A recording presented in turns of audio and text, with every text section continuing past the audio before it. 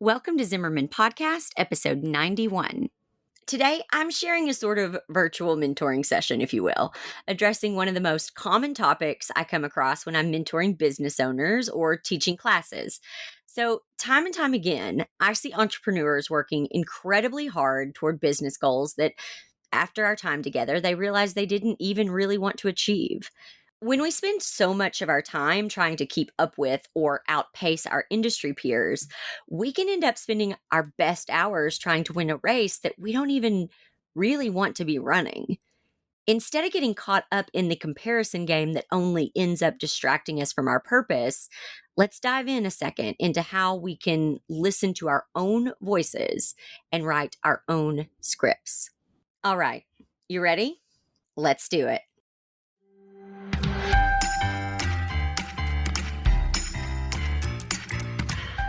I'm Jessica Zimmerman, and this is Zimmerman Podcast. I'm a serial entrepreneur, mom to three, and professional oversharer who has spent a decade building my business and helping others do the same.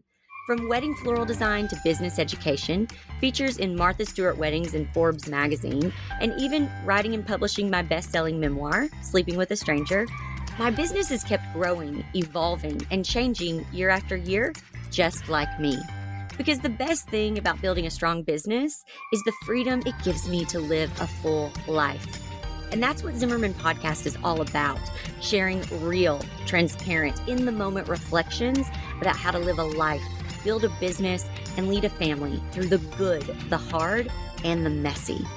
That's what we're doing each week, right here on Zimmerman Podcast. Welcome to the show.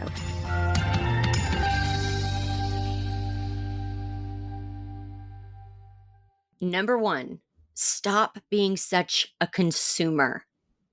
Okay, imagine your day for a second as if it's a pie chart, okay? And every hour is a slice.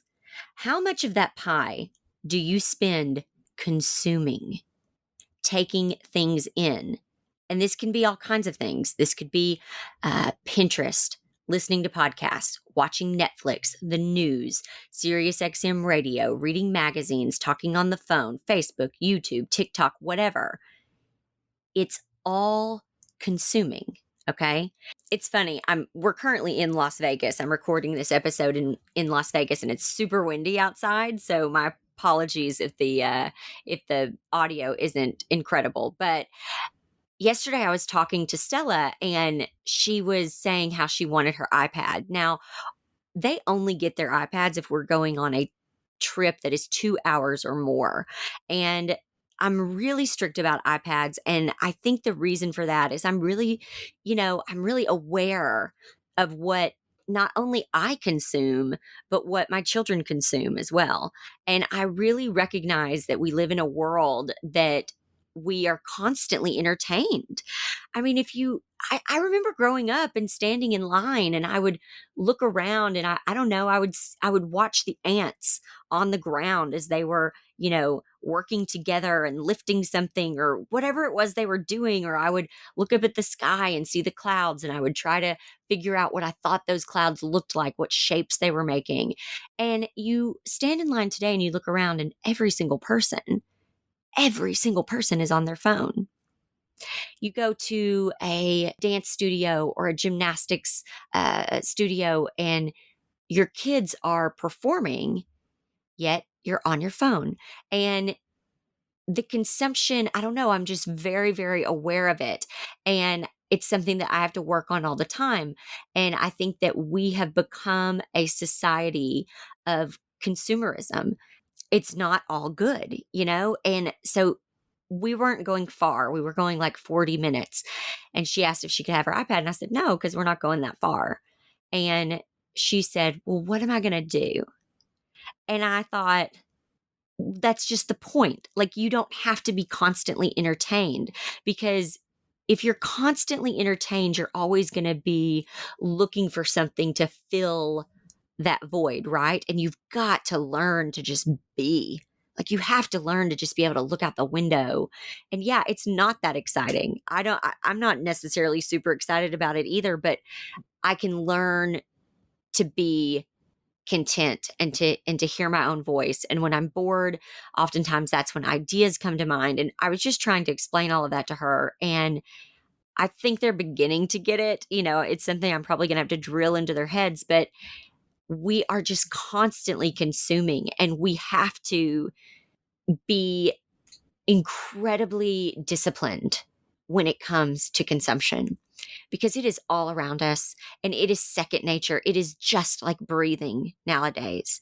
And we just have to try to be so disciplined to not consume everything, because what you consume, it both points to and determines what you're searching for. If you study what you choose to consume, it can give insight or point to what you're looking for in your life, whether that's distraction, inspiration, community, commiseration, whatever. It also determines what you look for in your life. Our phones and media in general is literally designed to market to us. Your attention is a money-making industry. Let me say that again. Your attention, what you pay attention to, what you are consuming, is a money-making industry. And at its core, marketing is telling you that there's something you don't have that you need. Of course, this is great when you're looking for a new rice cooker and you get a targeted ad for the perfect one, but it's not really that cool when all the content you consume leaves you with the feeling that everyone is living a perfect life except for you. So let what you choose to consume show you what you're looking for in your life. Okay? Let me just say that again because I think it's important. Let's take a minute and really study what it is that you're consuming. And ask yourself, what is that showing me about my life? Because here's the truth, whether we want to believe it or not, everything in our life is really a mirror for us. There are people who we absolutely can't stand.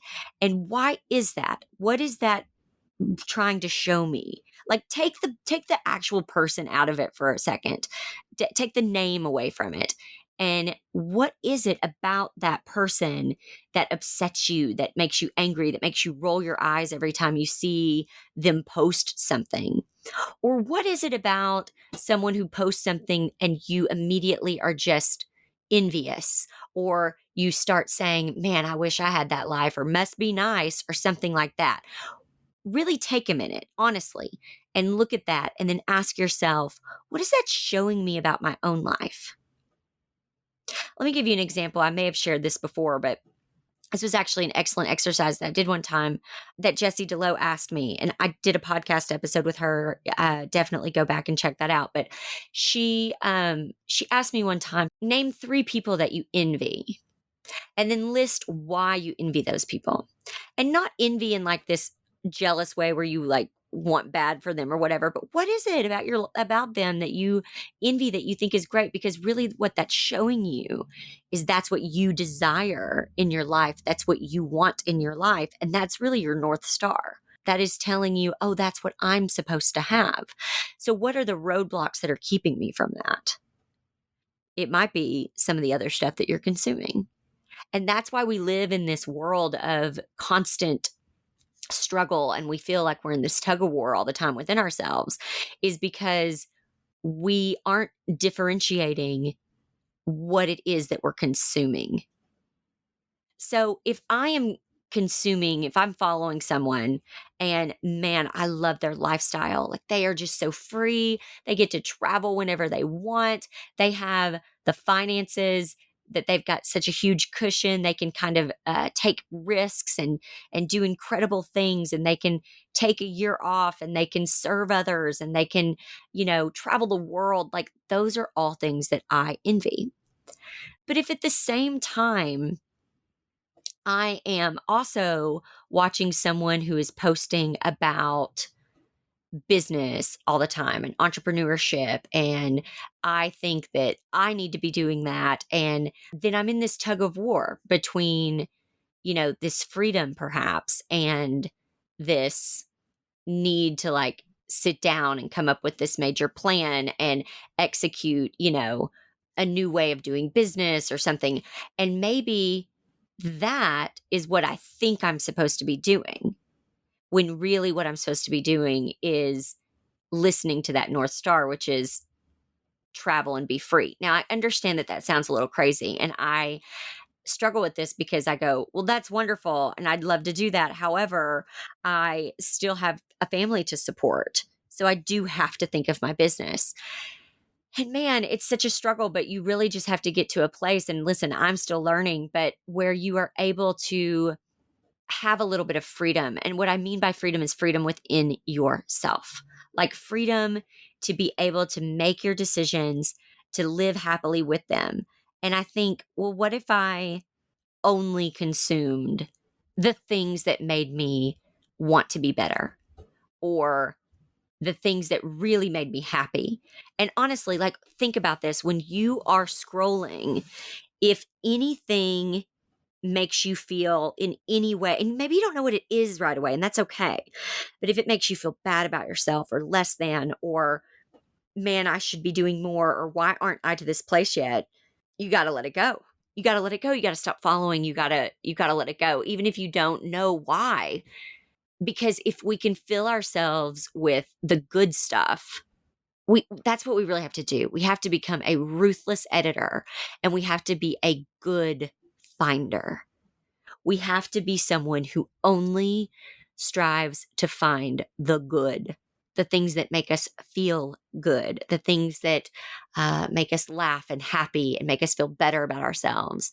And maybe by doing those things, then the work that we're supposed to be doing will come to us, right? Versus following people that we think are doing the work we're supposed to be doing. So yeah, you got to let what you choose to consume show you what you're looking for in your life. Then you have to stop consuming. The answers that you're looking for, they're inside of you. They're not outside of you. They're not in someone else's Instagram or in someone else's website. They aren't going to show up on your feed. They are inside of you. Consumption is like a white noise machine, and it's blocking out the quiet noise inside of you that intuitively knows the answers you're searching for. When we quiet the world around us, break our phone addictions, and make space for silence in our days, we become more attuned to the answers our bodies are holding. Because that is the thing, my friends. Your body is holding all of the answers. And I know that you hear this. I know you hear this and you roll your eyes and you want to turn this off when people say things like, you have the key to your dream life. But it really is the truth. Like, we really do. And here's the thing. I know this too. I still struggle with it. It's a daily discipline. That's why I use the word discipline. It is a daily decision to be disciplined enough to be still. It is a daily decision to be disciplined enough to tune out the noise. Because you know what? Addiction is called addiction for a reason. Addiction for a moment makes us feel better. I attended a church service yesterday, and the pastor, I love how real some of these pastors are, and he said, you know why we sin? Because it's fun. Sin is fun, okay? And, but we have to be disciplined to make good decisions and everything. And consumption can be fun, you know? Sometimes it is fun to just binge, Netflix, or to binge, book after book, or there are other things that we consume that maybe aren't as healthy, whatever it is. But the truth is we have to be disciplined enough to be still, because all of the answers are inside of us. They are. And until we are still enough to stop and to listen to them, we are going to keep getting the same trials and the same frustrations over and over again, because we haven't learned the lesson. And that's a really irritating place to be. And I can be totally honest with you. I had a bit of a moment last week where I just kind of broke down, and I was like, I honestly got on my hands and knees and I prayed, and I was like, Lord, what is it that you want me to learn? Because you keep giving me kind of this same trial in another way, in one way or another over and over again. And I am so tired of it. I'm so tired of it. What is it that you want me to learn so that I can learn it and we can move on? And that usually happens when I am not being still enough and listening to myself. And so I'm having to start again. Again, you have to think of addiction, there's so many forms of it. But, listen, I'm not an alcoholic. I don't know what it's like to be in AA or anything like that, but I do know just the very little bit that I've heard is that they say you're never cured. It's an everyday thing. And that's why, every day you earn, another day of sobriety. And I think we almost have to look at that in a sense of our own consumption, whatever it is, whether you're spending 6 hours a day on your phone, whether you're, binging a new series every week on some kind of television platform, whether you're hanging around the wrong people, whatever it is that you're consuming. Maybe it's trashy reality TV that doesn't do you any good. I don't know. But whatever it is that you're consuming, I think we have to take a minute and really be responsible for that and be disciplined and be able to say, I'm only going to let the good stuff in. And there's a lot of stuff that's probably not so great for me. And that's going to be hard. That's going to be hard to block out. It's going to be hard to unfollow. That's going to be hard to stop because it's addiction, right? We have been programmed to be addicted to technology. And just like someone who's an alcoholic, how that is going to be a daily decision not to drink. Guys, it's got to become a daily decision for us to stop consuming so much technology. That's the only way I really know how to explain it is just it's going to be a struggle forever. And it's never going to get easier. It's just one day at a time. And some days we're stronger than others. And I feel like, for me personally, and this is just, again, me being really honest, but we've talked about this on the podcast before. As a woman, we have these 4 cycles, these winter, spring, summer, fall. And I find when I'm in my winter phase that it's really easy for me to kind of, neglect that self-steal time and to consume. Why? Because I'm naturally in my feelings more. I am naturally thinking more. I naturally think of the pressures and the anxieties that I have. And so it's a lot easier to watch a whole series of, I don't know, Dawson's Creek or something. Why am I saying I don't know? Because I do know, because that's what I did this last week. I watched Dawson's Creek, which I watched like the first season when it first came out when I was in high school. And that's it. So it was actually a little interesting too. I can't believe that was targeted towards high school people. Okay. Anyway, but that's a lot easier for me to do than to get up every day and to be still and quiet and listen to my own body. And so what happens to me is I get in that kind of phase for a week and then it's kind of hard for me to get out of. So for me, it's a monthly struggle and I have to really work on that. And I have to, and it's funny because the other day I sat down and I wrote down these things and I was like, okay, here's what I'm doing. Here's what all the good stuff that I want to put in my life every day. I think that there's things that have their place. I think there's moments where we need some reality television or there's moments where we need, a trashy novel or whatever. But I think we have to ask ourselves, why are we consuming? What are we avoiding? What's the mirror there? Because like I said, everything is a mirror. And the truth is your brain is amazing.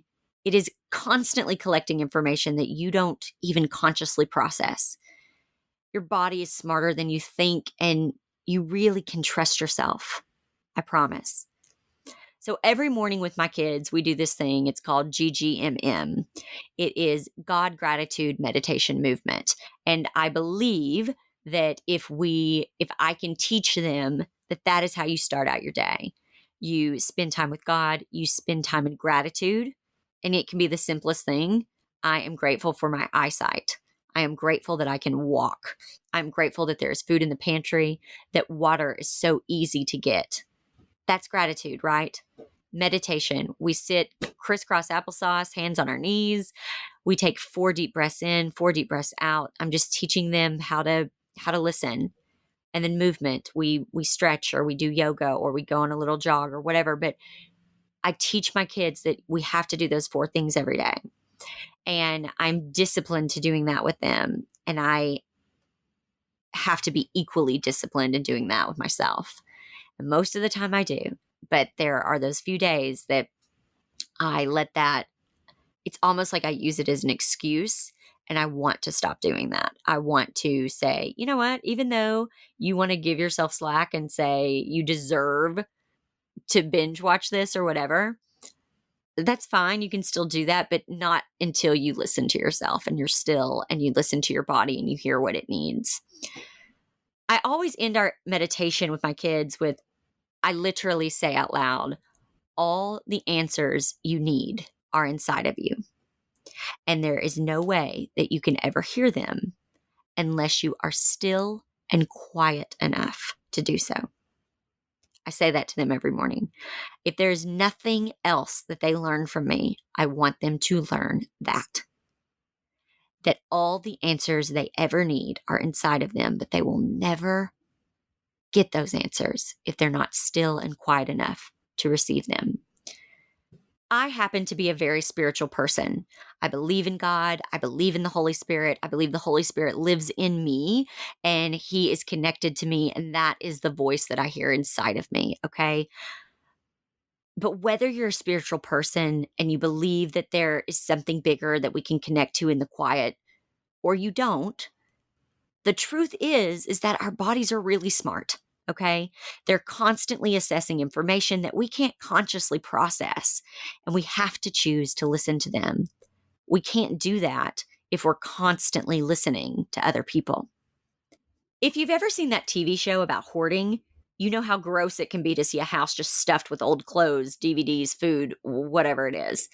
Inevitably, someone says, I don't know how it got this bad. It's time to edit. When we fail to edit what we consume, we're being emotional hoarders, okay? If there was a physical representation of the hoarding you're doing in the form of consuming, what would it look like? Would you want someone else to see that? That's the question. If you and I went out to dinner right now, and I said, okay, on the count of 3, let's show each other our screen time for the past week. Would you be proud of that? I mean, it's just a question. Or what if we had to show our computer browser history?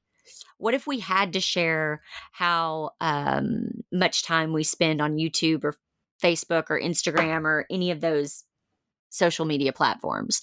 What if we had to share at the end of the day, how long we spent really avoiding our lives by consuming the lives of others? Would you be proud of it? When we fail to edit what we consume, we're being emotional hoarders. It's time to really start editing, because the truth is your body, guys, it can only hold so much. And you've got to make room for yourself in there. If you are consuming the lives of everyone else, then where is your life? I mean, no wonder there's so many people in this world that are just miserable. They've left absolutely no room in their body for their own life because they are too busy consuming the lives of others.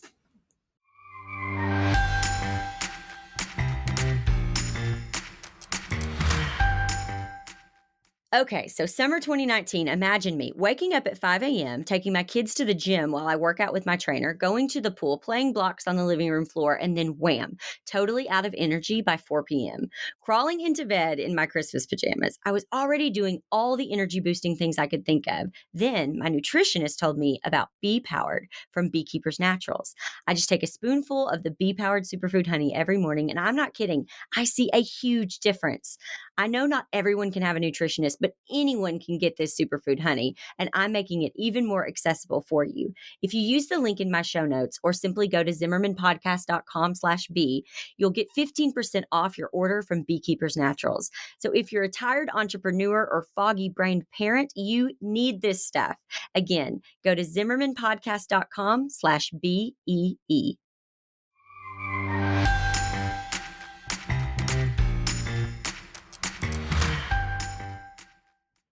Okay, Jessica, that's great. Thanks for the help. But how do I even begin to do that? Because as I mentioned earlier, you're in the middle of an addiction, and addiction is really hard to pull yourself out of. So let's go back to the pie chart analogy for just a second. It's a really good start. So honestly, grab a piece of paper, draw a circle, draw 24 slices, okay, in that pie chart. I want you to just log everything. Just have a typical day. Don't try to make it different because you're logging. We've all done that, right? Like, especially if you're on some kind of new food program and they just say, just log what you eat tomorrow. All of a sudden you're healthier than you were the past 6 months. Like, no, be really honest.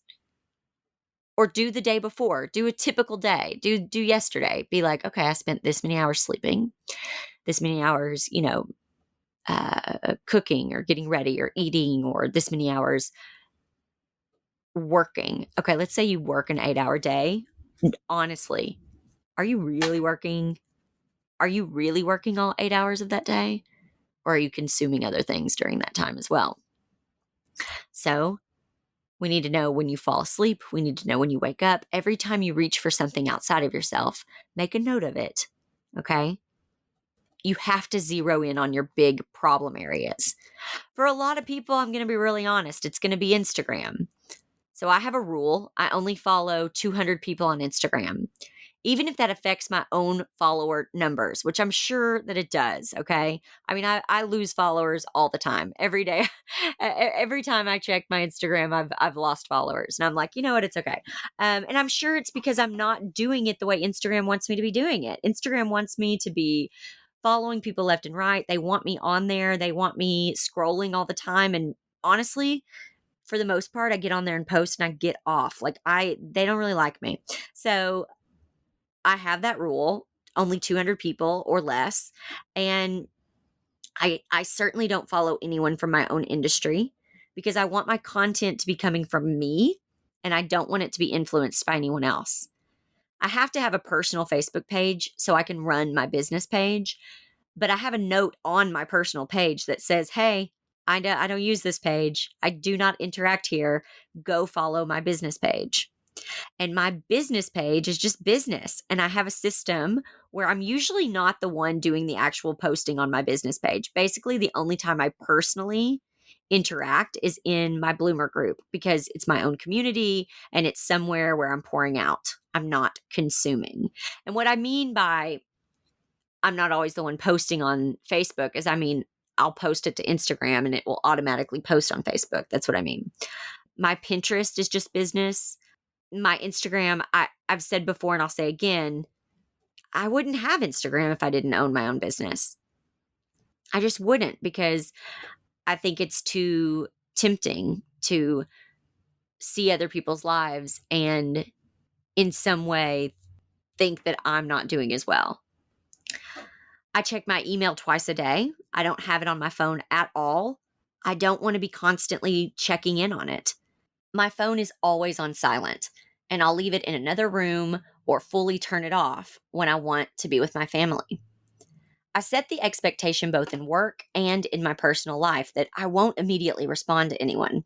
I'm not spending my days waiting around to see who will engage with me. I'm going out, I'm living, and I can reply to texts or emails during the time I've set apart for that purpose. It's proactive, not reactive.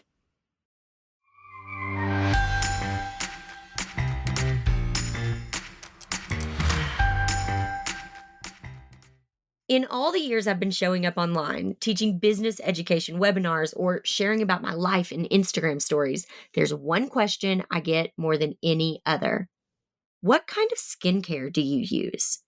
For years, I had a pretty disappointing answer: a bar of soap. But as I started prioritizing my own wellness and stopped feeling guilty for investing time and taking care of myself physically, mentally, and emotionally, I knew I needed to up my skincare game. Enter Leah Black Skincare. While I love literally every Leah Black skincare product I've tried, my favorite by far is the CBD Soothing Eye Cream, which can make me look rested and energized even after late nights up with the kids or prepping for a new course launch. I'm convinced that the CBD infused cream makes my eyes look bright and smooth, and I swear it even makes me feel more awake. Whether I'm hitting the road with my family, preparing for a day of Zoom meetings, or getting a full face of makeup on to do some book press, I'm so thankful to be using products that really work.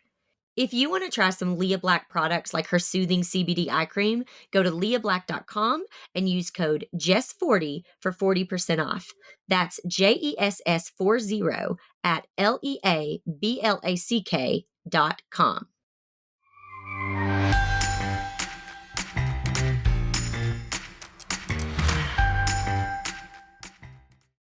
Number 3, when you limit what you consume, you can find clarity about what you actually want from life because you're not being constantly bombarded with messages of what you should be chasing.